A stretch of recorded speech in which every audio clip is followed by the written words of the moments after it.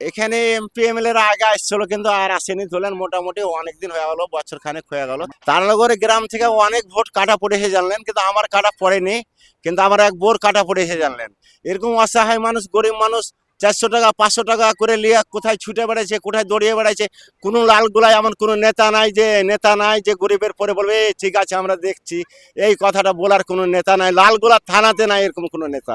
আমার ছেলেরা সব বাইরেই কাজ করে, বিভিন্ন আমাদের মুর্শিদাবাদ লালগুলা থানার ছেলেরা সব বাইরেই রাজমিস্ত্রির কাজ করে। আমাদের তো সরকার তাকাচ্ছে না, কি তাকাচ্ছে সরকার বলে। তার আশ্রয় শিবিরে পদ্মার গর্ভে যাদের বাড়ি ঘর সব চলে গেছে, তারা কোনোভাবে এইরকম ত্রিপলের শেডে এই গরমে বেঁচে আছেন। আমরা দেখতে পাচ্ছি শাসক দলের পতাকা, ফ্ল্যাগ, ফেস্টুন সুন্দর করে সাজানো হয়েছে।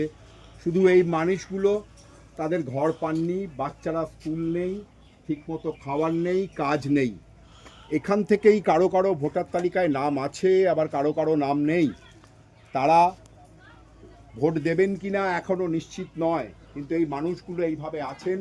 সামনে ভোট, আপনারা দেখতে পাচ্ছেন যে এই মানুষ আগামী দিনে দেশের সরকার, রাজ্যের সরকারকে নির্ধারণ করবে। যাদের থাকার জায়গা নেই, যাদের অনেকের ভোটাধিকার চলে গেছে, এইভাবে দিন কাটাচ্ছেন গত 7-8 মাস।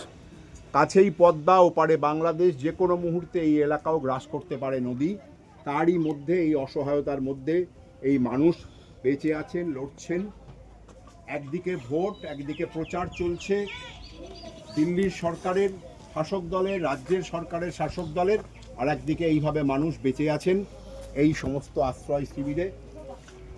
মুর্শিদাবাদের পদ্মাপাড় তারানগর গ্রাম থেকে গণশক্তি ডিজিটালে স্বাগত। আমাদের সামনে আছেন, আপনার নাম? আমার নাম শেখ কাসিম। শেখ কাসেম। শেখ কাসেম এই পদ্মা পাড়ে 6-7 মাসের মধ্যে যে 150 পরিবার দাঁড়িয়ে গেছে, তাদেরই একজন অন্যতম শেখ কাসেম। তিনি তার জীবনের অভিজ্ঞতা এবং আজকে কি অবস্থায় আছেন সেইটা তুলে ধরছেন আমাদের সামনে। বলুন। এই যে দেখতে পাচ্ছেন আমার বাড়ির সামনে দাঁড়িয়ে আছি, আমরা গরিব মানুষ কিভাবে বাড়ি করেছি খেটে জানলেন। আজকে সরকার আমরাকে কি দিয়েছে, খুব নাস্তা খুস্তা করে 120 জনকে পাট্টা তুলে দিয়েছিল। তো 100 জনকে পাট্টা তুলে দিয়ে ধরলেন যে সবাই জায়গা পায়নি এখনো, বুঝে জানলেন। টাকাও কেউ কেউ পায়নি জানলেন। ওই 1,20,000 করে আর 200 করে জায়গা পাইছে। আমরা ভাঙন এলাকা, ওতে কি হবে জানলেন, আমরা ডোভাতে বাস করি, বনবাস করি। তাহলে আমরা গরিব মানুষ খেটে খাই। আজকে সরকারেরা যদি মনে করে যে টাকা বসবাস করছে এখানে, যেভাবে কাজ করছে, উনিরা যদি মনে হয় পাকা দিয়ে বাঁধ দিয়ে কাজ করবো, তাহলে কাজ সেলফ পরিশ্রমে কাজ হবে। কিন্তু সেলফ পরিশ্রমতে কাজ হচ্ছে না। টাকাকে কিভাবে বয়কট করে ফেলে দিচ্ছে আমরা কিছু বুঝতে পারছি না। আমরা সাধারণ এখানকার স্থানীয় মানুষ জানলেন, আমরা সাধারণ মানুষ, এখানকার মেম্বার আছে ধরলেন, উনিরা সব কাজ করে, দেখাশোনা করে। আমরা বাড়ি পরবাসী এখানে জানলেন। এইভাবে কাজ হচ্ছে, কিভাবে কাজ হবে না হবে সেটা কি করে বলবো আমরা বলতে পারছি না জানলেন। এই যে আছি আমরা দেখাশোনা করছিলাম কাজ, তো এই তো দেখতে পাচ্ছেন আপনারা বস্তা পড়ছে এখানেও। কিন্তু এতকারও ধরলেন যে কলকাতার এক বড় সাহেব এসেছিলো, এসে বলে গেছিলো যেখানে 30,000 করে বস্তা পাওয়া চাই, এক দিনে 30,000 করে বস্তা।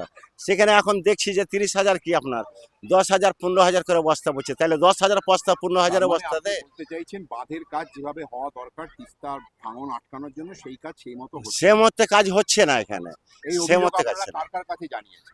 এলা কারোর কাছে অভিযোগ করিনি, করছি বলেন। ওপরেও যে শহীদুল ইসলাম যে ইঞ্জিনিয়ার আছে, আর মধ্যে বলেছিলাম ওকে যে আমি তো সেদিন ছিলাম স্যার আপনার সামনে, তো উনি তো বলে গেছিল যে 25,000 30,000 করে মাল ফেলতে হবে। ওই আপনার সাইডে তো 30,000 মাল পড়ছে না। এখানকার এসে কিছু কথাবার্তা আপনাদের সঙ্গে বলেছেন? এখানে এমপি এমএলএ এর আগে আসছিল কিন্তু আর আসেনি ধরলেন, মোটামুটি অনেকদিন হয়ে গেল, বছর খানেক হয়ে গেল। তার মধ্যে এসেছিল, লক্ষ্য নেই, তার আর লক্ষণ নাই, আর তাদের লক্ষণ নাই এখন জানলেন। এখন এসব বলে কোনো লক্ষণ নাই। এখন আমরা এখানে এখন পশ্চিমবঙ্গে এসআইআর হয়েছে, ভোটার তালিকা সংশোধনের কাজ হয়েছে। আমরা শুনছি যে এই এলাকার যারা ভাঙনে ক্ষতিগ্রস্ত, তাদের অনেকের যারা বাড়িঘর হারিয়েছেন, তাদের ভোটার তালিকা থেকেও নাম কাটা গেছে। হ্যাঁ, অনেক অনেক ভোট নাম কাটা গেছে আমাদের তারানগরের গ্রাম থেকে। তারানগরের গ্রাম থেকে অনেক ভোট কাটা পড়েছে জানলেন, কিন্তু আমার কাটা পড়েনি, কিন্তু আমার এক বোর কাটা পড়েছে জানলেন। এরকম অসহায় মানুষ, গরিব মানুষ 400 টাকা 500 টাকা করে নিয়ে কোথায় ছুটে বেড়াচ্ছে, কোথায় দৌড়িয়ে বেড়াচ্ছে। কোনো লালগোলায় এমন কোনো নেতা নাই যে গরিবের পরে বলবে "এই ঠিক আছে আমরা দেখছি", এই কথাটা বলার কোনো নেতা নাই। লালগোলা থানাতে নাই এরকম কোনো নেতা। সাধারণ গরিব মানুষ তাহলে কি অবস্থায় আমরা আছি, তাহলে আমরা যে জনসাধারণ আমরা ভোট দিচ্ছি উনি দেখে, তাহলে কই আমাদের থেকে তো ফিরে তাকাচ্ছে না ওরা। এখানকার ছেলেরা বা মেয়েরা এদের কাজের কি ব্যবস্থা আছে, কিভাবে এইখানে কাজের কোনো উপযুক্ত নাই। আমরা তো ভাঙন এলাকায় জানেন এখানে আছি, বাড়িঘর ছেলে কোথায় যাব, ছেলে পেলে তাহলে কাজকর্ম কাজকর্ম এখন কিছুই নাই জানে। অনায় ওই যে সাধারণ মানুষ আমরাকে চাল টাল দিয়ে গেছিল খাবার, ওই খাবার খাচ্ছি আর বেঁচে আছি জানলেন, যান বাঁচা করে খাচ্ছি। তাছাড়া তো আমার কোনো ইনকাম নাই, বাড়িঘর ফেলে যেতে পারছি না কোনো জায়গায়। ছেলেরা কি বাইরে কাজ করতে যায়? আমার ছেলেরা সব বাইরেই কাজ করে, বিভিন্ন আমাদের মুর্শিদাবাদ লালগোলা থানার ছেলেরা সব বাইরেই রাজমিস্ত্রির কাজ করে। এখানকার ছেলেমেয়েরা কোথায় কাজ করে? এখানকার ছেলেমেয়ে কলকাতা কেরালা বিভিন্ন জায়গায় কাজে যায় জানলেন। কিন্তু এই ভাঙন এলাকাকে কেন্দ্র করে বাইরে যেতে পারছে না কেউ জানেন।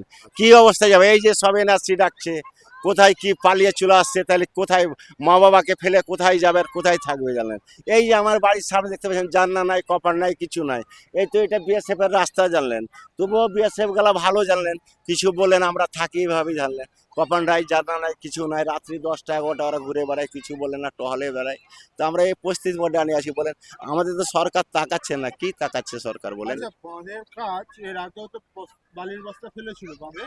না এটাই কাজ চালু মানে ওইটাই। না মানে আগের বন্যার সব পরেও তো ফেলা হয়েছিল। না ওই বন্যার সময় তখন বালির বস্তা ফেলেনি আপনার, তখন ফেলেছিল কিছু, কিন্তু ওরা কেটে চলে গেছে জানেন। যখন ফেলে তখন বহুত দূরে ছিল ওটা জানেন না, ওটা তো রুখতে পারেনি। বাঁশের খাঁচা করেছিল, অনেক খাঁচা করেছিল, সব খাঁচা ভেসে চলে গেছে জানলেন। হ্যাঁ, এখন এই মালটা বাইরে থেকে ডাম্পিং করছে। এভাবে কতটুকু আল্লাহ রক্ষা করবে, সে না করবে। কিন্তু একটা দেখেন যেভাবে টাকার স্কিম হচ্ছে, এখানে যদি বোল্ডার দেয় তারা মনে করে সিমেন্ট বালি দিয়ে বাঁধিয়ে দিব, সে কাজ করলে তাইলে এখানে কন্ট্রাক্টভাবে কাজ হবে জানেন। সে পরিস্থিতি তো কাজ হচ্ছে না। আর কেউ তো বলার নাই এখানে, কোনো তো বলার নাই এখানে, কেউ বলার নাই আর কেউ কথা নেই। গণশক্তি ডিজিটালের সঙ্গে চন্দন দাস এবং প্রীতম। এই ভিডিওটিকে লাইক করুন, আপনার গুরুত্বপূর্ণ মতামত কমেন্টের মাধ্যমে আমাদের জানান এবং আমাদের চ্যানেলের ভিডিও সবার আগে দেখার জন্য ইউটিউবে গণশক্তিকে সাবস্ক্রাইব করুন, ফেসবুকে ফলো করুন এবং শেয়ার করুন আপনার পরিচিতদের মধ্যে। আমাদের চ্যানেলে আপলোড হওয়া ভিডিও নোটিফিকেশন পেতে বেল আইকনটি ক্লিক করতে ভুলবেন না।